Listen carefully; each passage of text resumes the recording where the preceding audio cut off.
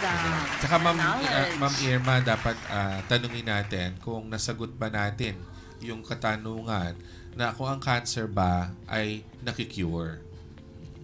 Definitely, oo. Na-cure. Sabi nga, basta hindi stage 4, meron talaga, may chance na completely ma-cure. I have a lot of patients na yung cancer survivors na more than 5 years, more than na nagpa-follow up na lang once in a while sa akin na musta.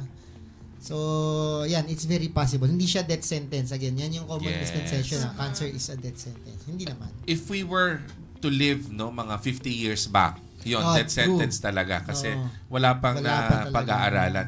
Ngayon, yung mga nauna ng mga kapatid natin na mga nawala na dahil sa cancer, huwag nyo na hayaang masayang yung kanilang death na nakapag-contribute dun sa kaalaman ng siyensya kung paano gamutin ang sakit na Dahil ito. sa fear na. Magpunta lang sa wala, no? So, para hindi na tayo magkaroon, yun nga, lagi tayo magpakonsulta, magpa-check up.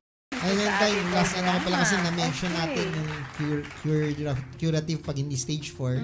Pero pag stage 4, we have a lot of things na we can do. Baka kasi kala nila pag stage 4, wag na ako magpatingin, ganyan. Oo. Gone are the days nga, dati pag stage 4, totoo Pag stage 4 kasi tataningan ka talaga, 3 to 6 months. Kasi wala kang magagawa na. But now, I have a lot of stage 4 patients na years ang tinatagal, no? So, yung years na yun kasi with the adequate quality of life na hindi ka in pain, hindi ka hirap. Marami akong stage 4 patients na unfortunately, of course, eventually they passed away. Pero yung 2, 3 years, 4 years na extension, nadagdag, very na important. nag-abroad sila, they got to spend time with their family na hindi Tama. sila in pain. Oo. They got to keep yung dignity as a person. Yes. Yan yung mga priceless moments that we can have. Yes. So, Agree. the treatment is not limited to hindi stage 4. Baka yun kasi yung makuha misconception. Yun. Ay, naku, salamat, Doc, for clearing that up. Yes. Napaka-importante. ng Nabuhayan mga- lahat ng ating Yes. kababayan.